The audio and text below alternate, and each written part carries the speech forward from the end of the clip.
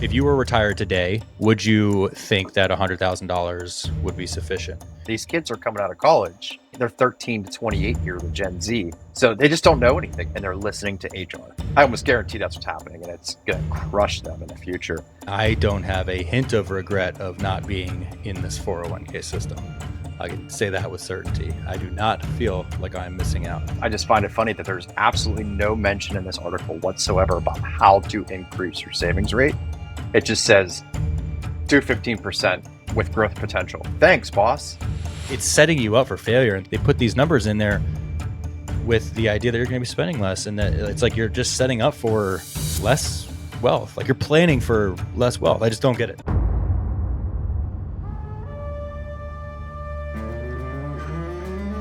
Hey, long time no see, brother. We're back. Yep. We're back recording part 2 of the money is not math, math is not money here. We've actually not stopped talking, so just joking on good to see him. He looks exactly the same. Yep. Yeah, so welcome back. We're going to finish this one up. This should be a little bit of a shorter episode. We're going to recap and what we have here, or what I have here that I'm about to share. It's on my other screen. If you're on YouTube, see me look away. It's a Fidelity article that came out in March 3rd of 2025.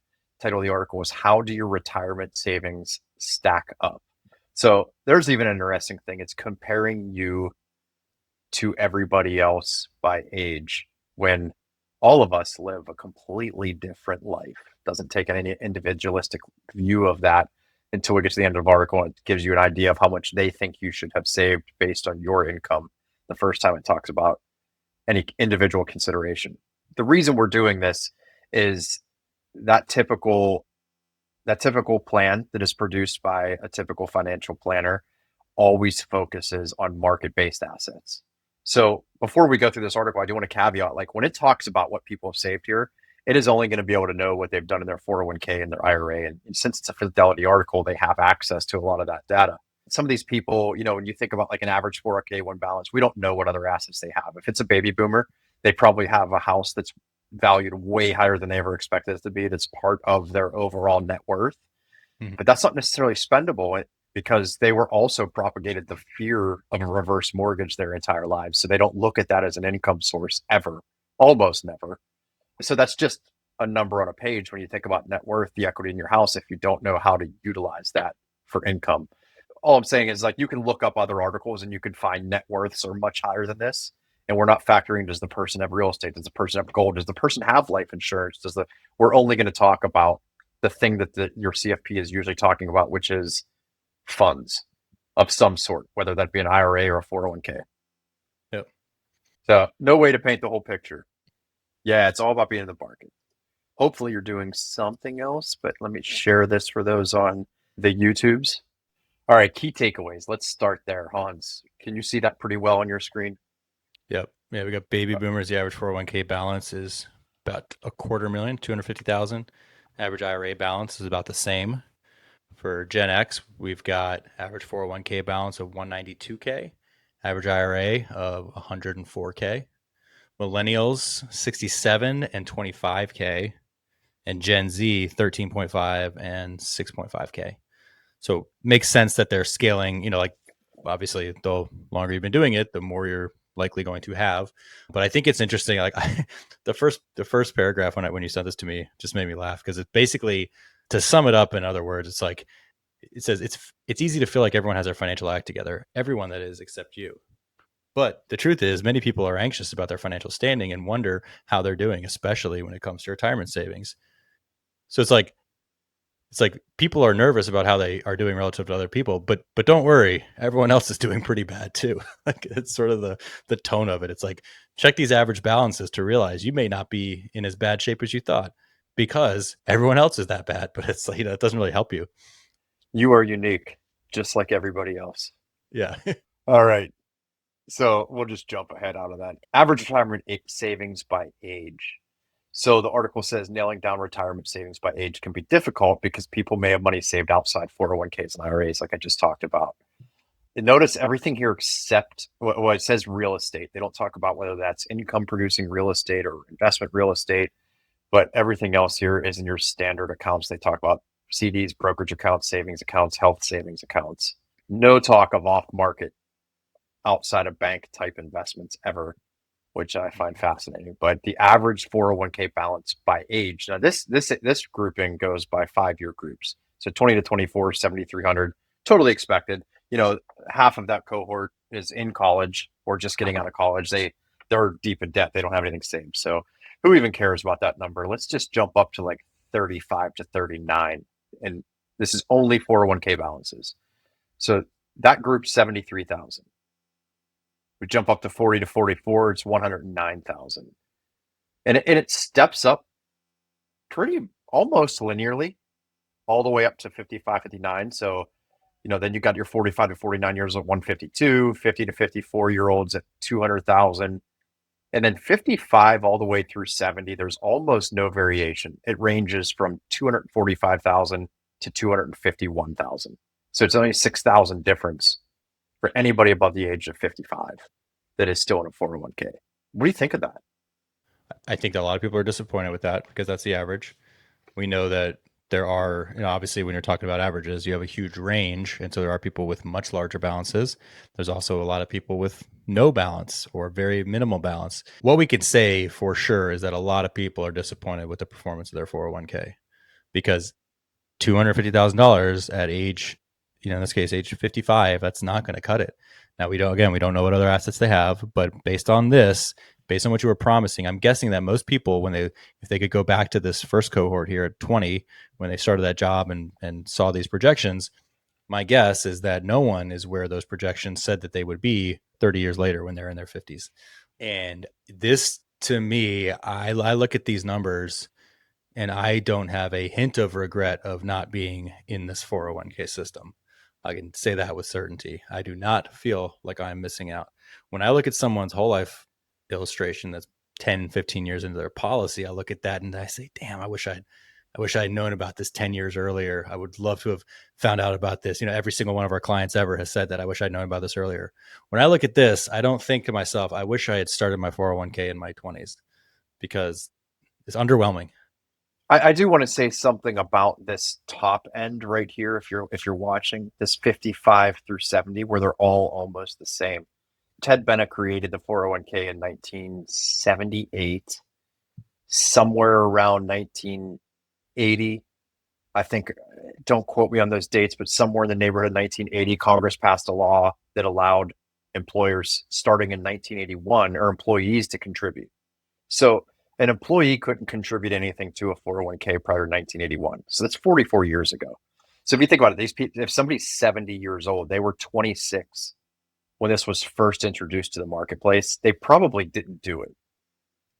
It was probably 10 years later that they started to say, okay, and that's when the shift from pensions started happening, right? In the 80s into the 90s. So a lot of these upper people didn't, this upper end of the range here above 70, they didn't contribute any longer than the guys who were 55 or 60. So it kind of makes sense that it flatlines here above 55 to a certain degree. So I'll be curious to see where this is in 15 years when these people are 70. It really wasn't adopted. So I don't think and these people may have started drawing on it too, the people above 70. You kind of have to think about the historical end of that. And remember, these plans are only 44 years old. They're not that old. That an employee has been able to contribute. I think employers were allowed for those first couple years. I think, don't quote me on that, but so even if I'm wrong, like 1981, I know for certain was the first year that an employee could contribute to a 401k. I don't know for certain the employer side of that, but it was no sooner than 1978. So that 3 year window, I'm a little uncertain of on the employer side of contribution. So like a 44 to 47-year-old vehicle is all the data we have on here. And right, so the numbers are in though. And I think the most important one to look at is probably between 55 to 64. Because let's just say nobody adopted it for the first 5 years or did very minimal amounts. Kind of almost have to scrap that end of the flat line, in my opinion, right? Well, and you also have to account for the fact that the next cohort up is 65 to 69. And we're just going to have to assume that people are retiring at 65. Like that's the assumption that planners make. So we're going to make the same assumption here. And you're not putting anything into that any more than that. So the average person who if you had the average experience, you get to $250,000 by the time you hit retirement age, and then you don't put anything else into that. So it also makes sense why the 65 to 70 range isn't any higher, because you're not. Yeah, they're not contributing. Yeah, it does. But they would have a little more time for the so-called compounding or the asset appreciation. But this 60-year-old right here, this 60 to 64, the 401k was available when they were 16 and probably not working for a company that they could do that with. So they have had their entire working career to contribute. So this is probably the best data set for what it's going to look like for somebody retiring that had the opportunity to use a 401k their entire lives, their entire working life, not the top end. I just want to point that out. Is you have to really consider a lot of variables that aren't written into a chart. We're going to come back when we get to the end of the article. I'm going to point something out and show some of the metrics that they show later on, and then we'll jump back up to this picture to see what what the implication is here. So, but we'll continue on for now. Fair enough. All right, go ahead. All right, so average retirement savings by generation. Older generations have saved more than younger ones. Average savings rate overall is 14.1%, which is close to the 15% amount that Fidelity suggests saving to maintain your lifestyle in retirement. It includes any match from employers. I don't know where they came up with the number that 14% is the savings rate here. And I don't actually see that. It says note that the average savings rate is 14%, but when I'm looking at the data in this chart, unless there's more to it, if you scroll down, I don't see savings rate as listed in here. I didn't see it anywhere on there either. I think it's just, in general, the author's just saying, note this, not saying it's a footnote or something. And we're taking into consideration, we need to make a note here that when they talk about savings, and this gets into one of the flaws of this model, is that savings is not investing. You're not saving for retirement in a 401k.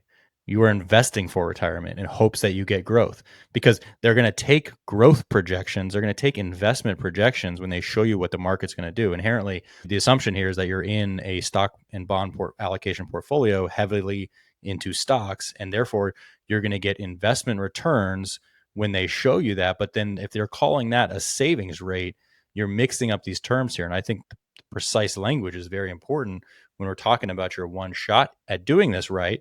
Well, if you're going to call investing your savings, well, then if you have an emergency that would require your savings, you're going to have to disrupt that compounding by withdrawing them, and therefore disrupt the entire growth projections that they're looking at. I think it's so prevalent and it's almost like it's been so beaten into us and ingrained that you say it without even thinking. It doesn't even sound weird when you say you're saving for retirement, but it should sound weird because you're not saving for retirement when your money is invested. You are investing for retirement, and we need to continuously point that out.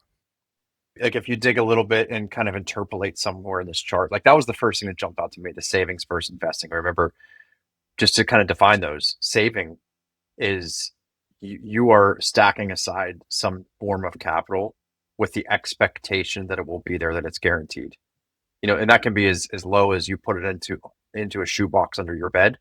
When you pull the shoebox out, the amount you saved was guaranteed to be there. There's no risk of loss. Don't factor inflation in, obviously, because there's the risk of that the buying power changes if you do that. But there's no risk of loss. You put $100 bill under there and nobody steals it, that $100 bill is still there. Investing, there's a risk of loss. There's always a risk of loss. So we really have to use those terms correctly. But now if we interpolate some of these charts, and it doesn't specifically state this, but this 14.1% makes a little bit of sense. I was trying to highlight that. It didn't work out. All right. So this 14.1% here, look down here. They're including the employer contribution in this air quote savings rate. Here's a little note. I didn't catch that. If you hover over top, it kind of tells you where it's invested in things. I didn't catch that the first time we looked at this, that there were little bubbles. Anyway, this one would be 16.9%, what they call savings rate or put towards investment. And that makes sense. They're looking at the baby boomers here. The oldest one's born in 1964. They're 61 years old, 60 or 61 years old right now. Most likely their kids are out of the house, maybe through college. They have more cash flow potential to put more away, and they're facing this retirement, the end of the tunnel here if they want to retire with the standard American dream. So they're probably contributing more to catch up, raising the average where it says 14.1% is the average savings rate, like we talked about. So that includes people at the end of their careers that are like, oh crap, I got to play catch up contributions.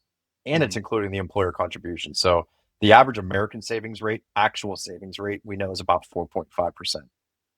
So yeah, the 14.1 is, I don't know where they're getting that, but if we interpolate that, because you look down here at the Gen X, and it drops from 11.9 employee contribution to 10.2. So I think that if you read between the lines a little bit there, that's probably what's happening. Income's going up, they're saving more of it because a lot of the expenses of their life are behind them now. House is paid off, kids are out of the house, able to save more, able to invest more.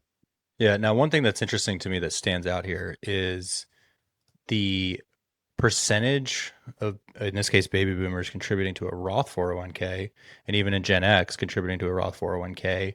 It's 12.2% for boomers, 14.5% for Gen X. But what at least 85% in both cases are contributing to traditional 401ks. The idea that everyone's 85% plus are in these traditional 401ks means they're now subject to taxation on these withdrawals. The idea when you're told this is that you're getting the tax saving now with the traditional qualified plan. You're getting income deduction right now. But think about this whole thing, time we've been talking about, the point we made last episode, cars cost 60 grand now, 70 grand easy. Your home can cost $500,000 without blinking an eye. Where you live versus where I live, it's not even on the same. It's not even the same planetary system. Yeah. Yeah, like $500,000 here won't get you anything. Like not only can you not get a studio, you just can't get anything out here. But still, regardless, whatever you pick a market and you scale it down, you look over the last 30 years, when they got those tax breaks, i.e., let's say back in 1990 for the baby boomer, they're making $70,000 a year, and so they save taxes for later because they're going to be in a lower bracket. If your bracket's the same right now, let's just say you were in a 25% bracket or whatever, just making up a number, but you're in 25% bracket and you're making 70 grand back in 1990. Think about what you saved when you got to deduct that from your taxes, like these pre-tax contributions that weren't taxed in 1990. Well, they're going to be taxed in 2025 when you make those withdrawals. And even if your tax rate's the same, what you were told was, I got 70 grand right now. I'll be living off of 70 grand in retirement, but only 70% of that, right? So $49,000, is that going to work? No, of course not. So what I'm saying is that tax breaks 50 years ago, 40 years ago, versus paying tax on that money today when you actually need it. It's like, hopefully what you did when you got that tax break in 1990 was that you did invest it and grow it. But we're seeing here, this is the balance. This is the average balance. We're taking the very down the middle baby boomer has $250,000 in the 401k. They got that break on the taxes in 1990. That's great, but now you're paying taxes in 2025. And how much more do you need to live in 2025? What if you could go back to 1990 you and slap yourself in the face and say, do not assume that you're going to be able to buy a car for $15,000 and buy a house for $300,000 in 2025. Like, you need to think exponential growth in the cost of these assets. So your income projections and your needs, the expenses, not only can you say you need to be much higher adjusted for this cost of living down the road, like you can't even make that projection at all. It's pointless to make the projection. And you would be so far off the mark if you could go back to your 1990 self and you would laugh at like what their expectations were at the time. I wish I could sit back on a CFP conversation in 1990 just to hear how that conversation went. And I would love to know, we talked about it all in the last episode. We have to make all these assumptions to put into the spreadsheet. I would love to be able to watch. It'd be comical at this point to watch them make these assumptions. That'd be But fascinating. yeah, so 85 in the boomers case, 87% of them of this $250,000, average balance, 87% of them are in a taxable. They're going to be paying the taxes now. So that's going to factor into your returns. And then it depends on the IRA on the side. So they have about $500,000. Probably still not enough to retire on, right? Something that stood out to me here, and for some reason, I didn't pay attention to this the first time I read the article, but so I'm actually interested to scroll down here and see the numbers because I don't remember them. But we talked the whole premise of this is money is not math, math is not money, right? Notice the outstanding loan against a 401k for the baby boomers is 14.5%. What I think here, let's see if there's a bubble. It doesn't say anything. What I think this is saying is, I don't know if it's saying 14.5% of people. That's my assumption. Yeah. in this age bracket have an outstanding loan. Then I look straight down because it's already in the screen. I have not seen millennials yet. I don't remember it. The next one is Generation X. They have a 25.3% of those people ages 45 to 60 in 2025 right now.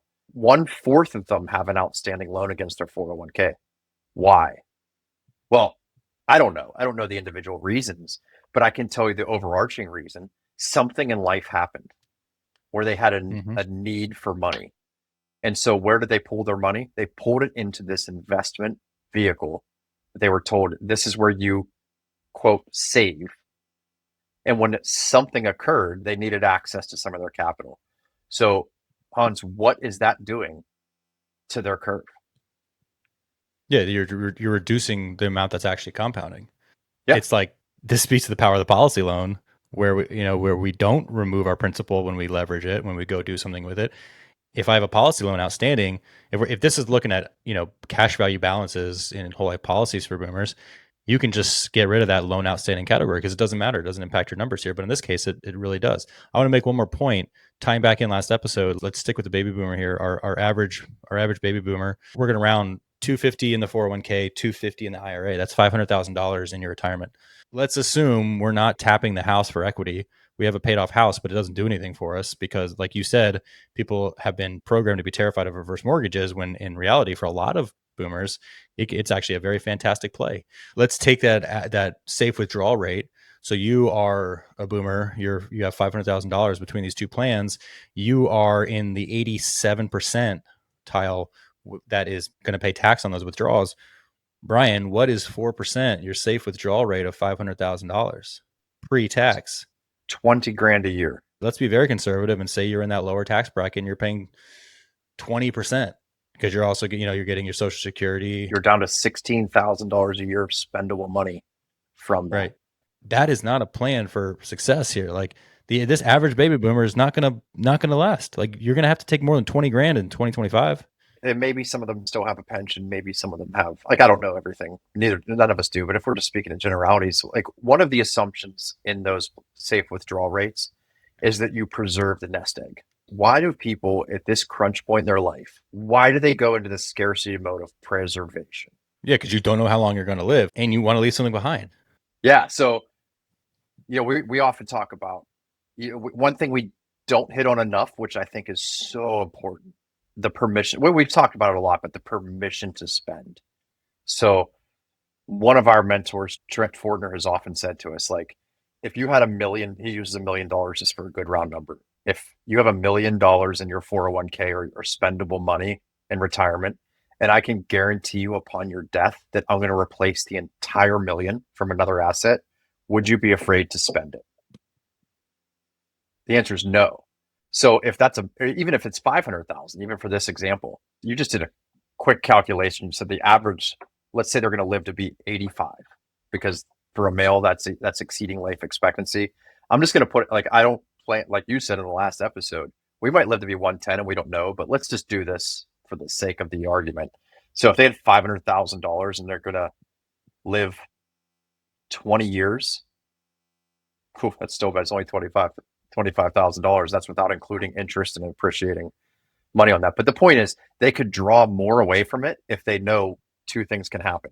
They don't have to go into scarcity mode, because if they did run out, they still have this useful asset in whole life that they can borrow against to continue an income stream. And if they don't run out, they're going to leave their family a nice legacy of $500,000 or more if it matches their 401k balance. So it gives them permission to do a lot more with that money in retirement instead of going into scarcity mode and being afraid to spend the money they have. So important. And saw recently a stat that $111,000 in San Francisco, you qualify for a lot of federal assistance because that's the poverty line. I mean, it's not the actual federal poverty line, but like that is a level of income that is going to eat you alive. You're going to get eaten alive in San Francisco, $111,000. So obviously that's an extreme case, but let's just take $100,000. If you are listening and you think about what you're spending right now, think about the fact that inflation and the costs of things are going to continue to rise. If you were retired today, would you think that $100,000 would be sufficient? It would probably be sufficient. You might not be, super living extravagantly, or you're going to have to be kind of careful with that. But let's just say your goal was $100,000. You have your 401k and you're in the 87% of boomers that are in taxable 401ks and IRAs. To make $100,000, if you're at a 20% rate, you need $120,000 a year if that's your target. So you would need $3 million at the 4% safe withdrawal rate. Mhm. That is 600% greater than the average baby boomer. So you need to be at 6x what the average is. You need to be 6 times greater than average in order to have $100,000 of post-tax income for most of these baby boomers who are on the taxable 401k. That is, there are obviously plenty that are at that point.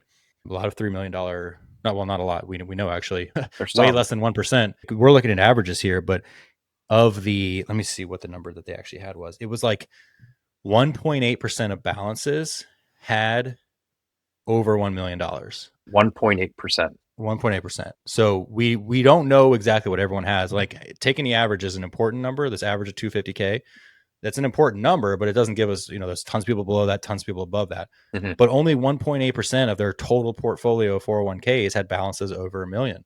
So most people are nowhere near. So like, let's take that upper cap. If you're in the, even if you are in the 1.8% that had $1 million in your balance there, to take a 4% withdrawal rate, you would get 40 grand. And if you're paying, 20% in taxes, you're like $48,000 is what you need to withdraw if you want 40 grand afterwards. If you're only taking that, it's like we could just keep doing this theoretical wherever you find yourself in the safe withdrawal rate idea. But that's what you were told in 1990. You're making those assumptions. Like if you're living today, if you're 25 years old today, having that same conversation right now, are you going to laugh at yourself in 50 years? Like you're 70 years old, 75 years old, and you say, can you imagine those assumptions that we made? Like it only cost me 70 grand to buy a car in 2025. It only cost me 500 grand to buy a house. Like this is just not resilient. This is not a recipe for success. This is just, it's hard to look at when you see these numbers in aggregate, man. It's tough. Do the 401k if you want to do the 401k. I'm not going to tell anybody not to. But if you could marry this asset or this investing plan with actual saving inside of a whole life insurance policy, I have to recommend again a book by Tom Wall called Permission to Spend. Like he demonstrates how when you have these two things coupled, you might be able to take 6, 7, 8, even 9% withdrawal rate, drawing it down and live a lot better life with the same life expectancy and still leave a legacy without the fear, without the scarcity mode that comes in. And one final point to what you said is you said you get eaten alive in San Francisco, and you might get eaten alive there by the shit in the street and some kind of flesh eating bacteria if you move there anyway. So get out while you can. Yeah. Yeah. All right, I'm going to scroll down. I'm curious. Outstanding loan balance goes down. I was wondering what would happen there. So we're at Gen X and Millennial. One interesting trend here is we didn't talk about this with the first two, but the TDF is the target date fund. I mean, you have to like really be interested in this stuff. Barry Dyke does a deep dive on target date funds, and they are the most convoluted, expensive. Like they're horrific. Like it should be illegal. Like the way that these are structured should be illegal. They should ban target date funds. But we can see here that 54% of Generation X is only in a target date fund. 70% of millennials are only in target date fund. And why would you be in a target date fund? Is because you don't know how to manage, even if we take all of their assumptions and we take them at their word that what you want to do is go from more stocks younger and then shift to more bonds, which I think bonds are a horrific idea right now for if you're 20 years old. Like having bonds is a recipe for failure in my opinion. But the idea like that you don't know when to make those changes and you need someone to make that shift in your portfolio to the 60-40 when you retire, 60% stocks, 40% bonds. Like that's the only reason you're in the target date fund is because you're saying like, I don't know, and just do this simply for me. If you do nothing else, you should do one thing is you should read Barry Dyke's research about target date funds because they are atrocious and you're going to get continuous taxable recurring events because they have to continue to churn the products. Like it is awful. I mean, I can't say how bad a target date fund is when you understand the underlying mechanics of it. Please go research them. I mean, to see 70% of millennials are in target date funds is appalling. I mean, that's probably the worst thing I've seen on this chart. I agree. They're absolutely awful. And I remember when I was, a brand new airman when I first enlisted the unit here, and one of the retiring chiefs at E9 in the Air Force was just giving some advice to us brand new babies out there, and he was saying, just put your money in the TSP in those target date funds and forget it. So I got that advice, and unfortunately, I think that I would bet that that is exactly what's happening here. Is they just don't know and they want to set it and forget it and not think Mhm. about it because it's just, I don't have to do anything. They're outsourcing the future of their money to somebody else's plan. And it's a really, really bad plan and they don't even know it. But people give them that advice. Another interesting trend is going from the baby boomers all the way down to millennials so far is you see that the contributions to the Roth 401k is increasing. I think that's a good trend if you're going to put money into this. We're still only at 18% contributing to Roth. Like I don't know anyone that I talk to that does a traditional 401k or traditional IRA. Like I would only ever consider a Roth if I were to consider a qualified plan. It's shocking to me that millennials still show over 80% in traditional, but They're still buying the same advice. And an unfortunate reality is that I haven't read this in about 2 years, but the demographic of financial planners is over the age of 55. The vast majority. I mean, it's just like there's an underwhelming amount of financial planners under that age. There's going to be a huge shortage of people to do this. So they're still getting their advice from people that have been giving the same advice for 30 years yeah. about, hey, you're going to get a tax break now if you put it into the traditional. So I'm making an assumption there, but I wouldn't be surprised if I'm right. This is We're not so unreal. much looking at the balances here. That's not important. It doesn't change at all the 401k or the Roth 401k contribution for Gen Z. 81% in target date funds. Oh, Yeah, isn't that awful? They just oh. more and more people just keep doing it, and really they're entering the workforce. Who's telling them where to put their money when they initiate their 401k? What's the first place you go? Well, you don't know, Hans. You were in the military since you got out of college, but the first place you go in any company is to the HR department. I remember this when I worked for U.S. Steel as a programmer, and I worked in a school district. It's like you do all your paperwork, you go to the admin building, they send you to HR, who sets you up when your 401k. They do your healthcare plan and all this stuff. You have a little sit down meeting and do all this paperwork, and they recommend to you what to do. And the truth is, they have absolutely no qualification to do that. They're just literally telling you what everybody else has done. And so they're just recommending, hey, most people are just putting into this and it automatically plans for you. And these kids are coming out of college. They're 13 to 28 here, the Gen Z. So they just don't know anything. They haven't been educated at all on what to do with their money. We've talked about that in the past. Like financial education in this entire country is absolutely horrible. It doesn't exist. So they don't know anything and they're listening to HR. I almost guarantee that's what's happening and it's going to crush them in the future. The cool thing is they don't have outstanding loan. Not many of them have an outstanding loan yet. Why? They haven't faced major life events. They're just too young. They will, because that continues to go up all the way to Gen X. Baby boomers are probably facing fewer of those life events, or they've had more time to pay it off since they've last faced a major one that they needed access to capital for. So those trends make complete sense to me. Why this is sad to look at is because we could also pull up a Vanguard chart too. The results are about the same. I mean, we can know pretty reliably that this is the average experience for the average of each age. Like it's not good. Like to me, this is not a good picture. And the thing No. is, when we get on an airplane, we have confidence in the airline, the aircraft, and the pilot. If we look at statistics, like we can say very confidently, like none of us go into a flight and be like, "Hey, I'm really rolling the dice here." If you were rolling the dice with 2%, if 2% of aircraft that took off didn't land, or didn't land safely, nobody would fly. If Yeah, it was a no two doubt. percent chance of failure, if it was a 1% chance of failure, like every day is what? I mean, how many flights take off a day in America? It's like 10,000 or something absurd. Yeah, Like it's there's, crazy. let's just say it's 10,000 flights, and every day one of those flights crashed. Every day, 1 out of 10,000 flights crashed. The airline industry would crater. Nobody would fly, right? Nobody would fly. I mean, we've Yep. seen one or two crashes in the last 12 months, and people like don't want to Some people fly. stop flying because of it. Yeah, and that's 10,000 Yeah. a day. You're talking about, multiply that by 365.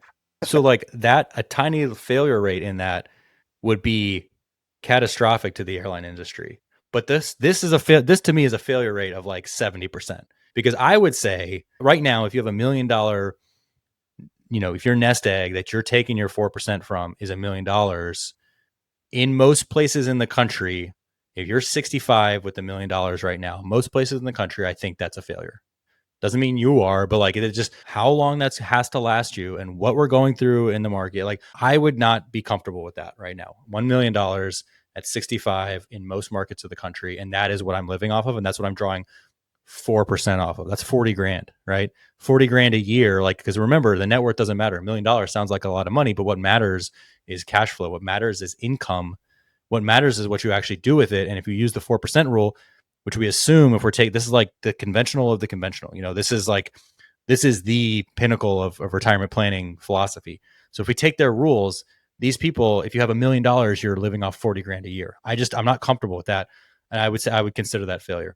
I'm gonna throw something at you. It's the perceived pinnacle of financial planning. It's the false pinnacle. This is absolutely not the pinnacle of financial planning. Right, and I'm taking their language, and I'm assuming their assumptions that go into this. But even if we assume that they're correct to that 4%, we take the idea that you should build up capital in qualified plans until you're 65, and then you withdraw 4% a year, and that should last you for whatever. Like, even if we assume that all that is true, these numbers show like that's a failure. And to me, I'd say you'd have to make up a number. You can't really know because we don't know much more than. Well, I'll say this. If I think $1 million is a failure, living off 40 grand a year using the 4% rule, if I think that's a failure, and I know that 1.8% of Fidelity accounts had over $1 million, then I would say that this is a failure rate of 98.2%. And so if that's what the airlines are doing, if every 100 flights took off, 98 of them crashed, like, there's no airline industry. But the thing is, these numbers are comparable to me. These numbers indicate if the average person has a quarter of that, 250 grand, or let's be generous and add the IRA balance, we'll say they have half of what I would consider a failure. What's crazy is like they're still paying their CFP for this. They're still paying fees for failure. It's sad and it's hard to look at. And I think that if you're a young person listening, you need to really dive into this and look at the possibility of outcomes. And really, we just need a much more holistic thinking through of this stuff, because this is tough. I enjoy that. What I just highlighted. I enjoy that phrase. Yeah. Yeah. Past performance is no guarantee of future results. That's required to be in there. This is interesting because we have talked about currents on here, and shout out to one of our clients, one of our friends who is using it, had a conversation with me and increased their monthly savings rate from virtually zero, but I'm not going to say zero, it was a little more than that, to like $2,000 a month by using what we laid out for them by restructuring their cash flow. And that is absolutely phenomenal. And I was like so happy to hear that. So this talks about how to increase your retirement savings. Yeah, let's glance through that. Important to consider your situation and spending habits, of course. Save at least 15% of your pre-tax income every year, it says. Invest for growth potential. Aim to save 10 times your income by age 67. Everything here, without going into, reading the entire script here, nothing talks about behavior. It doesn't actually tell you how to do it. There's nothing behavioral here. Like, how can you increase your savings rate methodically? It's crazy to me that it doesn't even give people a real plan. I'll tell you, like, I remember I had a conversation with somebody here with a TSP, and I said, hey, every year you get like in the military, you get a guaranteed, it's not guaranteed, but we typically would get an increase in our base pay rate every year of a couple percent. Let me go back and say, like, who I was talking to was the on-base financial planner. This guy was a moron. He's not here anymore. I said, well, why don't you tell these people, like, every January 1st when they get a pay raise, to put 50% of it to their TSP? Like, you haven't even told them how to do it. You just said, I know it's hard, try. Give them a plan. When you get a promotion in the military, you get sometimes a very substantial pay raise, depending on what the grade is. Take 20% of that increase and add it to your TSP, figure out what percentage that is of your total income. Like, there are ways. We use a thing called currents. Hans, I think you described it really well. I'll let you do that. Yeah, currents basically flips the psychological, like it changes the the friction levels in spending and saving. Your checking account has no friction for spending, but there is some friction in saving or investing, either of which, like both of which you should be doing, but you have to go in and make the conscious decision to move money from your checking account to saving, or to move money from checking account to an investment. So the effort there, the lift is required in doing something good, and there is no friction at all in spending, because money, psychologically, you have a savings account and a checking account. You save in your savings, you spend in your checking. So money coming out of a checking account feels natural. There's no friction there. So we're flipping that with Currents, which is essentially a high yield savings account app, where you get to control. You're like the dam operator, controlling the outflow of capital, specifically the spending element of it. It takes friction to spend because you have to consciously decide to spend. Subconsciously, what's happening without you making any input is the savings, because if you get your paycheck deposited into this, you're depositing it into something where if you do nothing else, it's going to grow. And then you control the levers when you actually need to spend. And so our friend John Paring said it well. He said that doing this essentially disconnects your future increase in income from an increase in spending.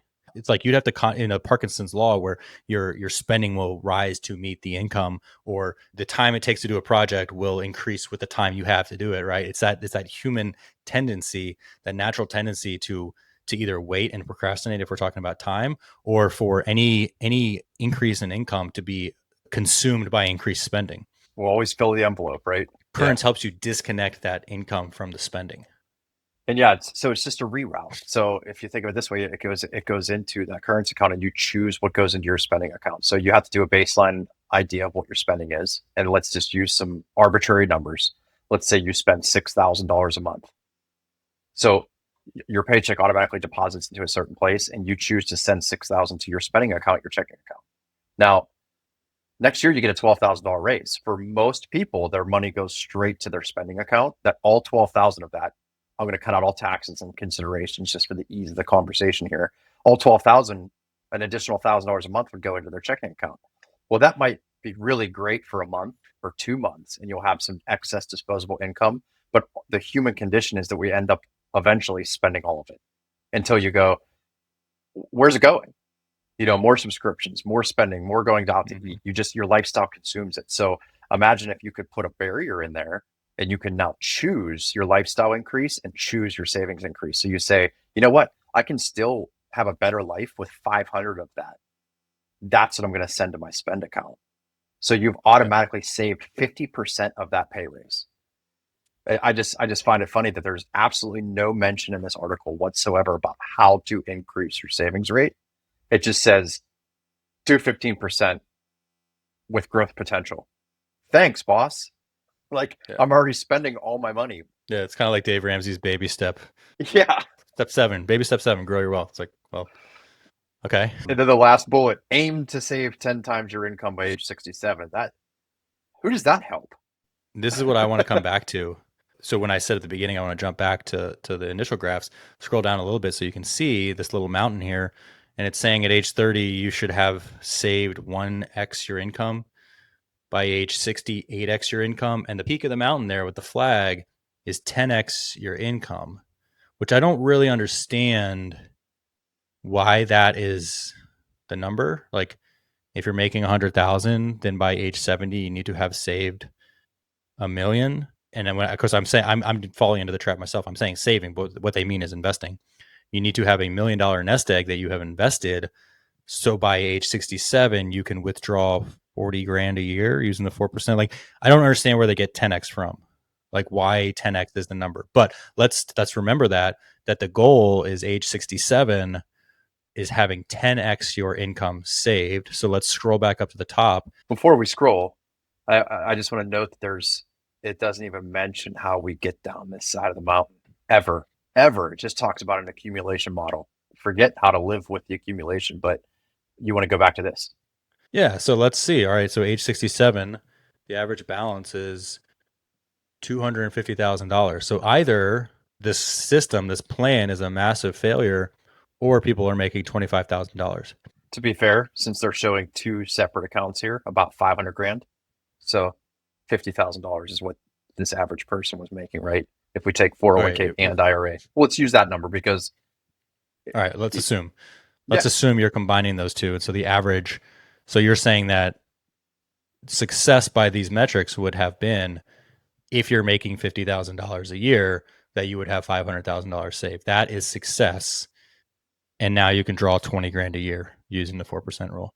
I don't consider that success, but you would have to be making 50 grand a year for you to have reached this goal that they're setting, which is this arbitrary 10x by the time you're 67. I don't know why they chose 67. I don't know why they chose 10x, but I would argue that if everything goes right and you did save 10x, you were making 50 grand a year. And now what are you living on?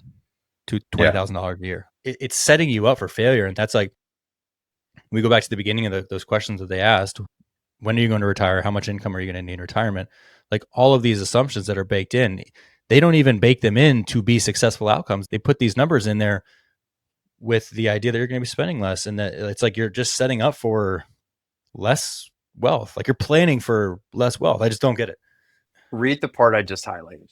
It's fascinating to me. It says the target is based on consumer expenditure survey statistics of income tax stat, IRS tax brackets, and Social Security benefit calculators. Fidelity developed the salary multipliers through multiple market simulations based on historical market data, assuming poor market conditions to support a 90% confidence level of success. So, right off the bat, they're planning 10% failure. Social Security, that's the reason for 67, because that's the max Social Security. Okay. If you wait to draw until I guarantee that's the reason. If you wait until you draw Right. until you're 67, it's the most you'll get.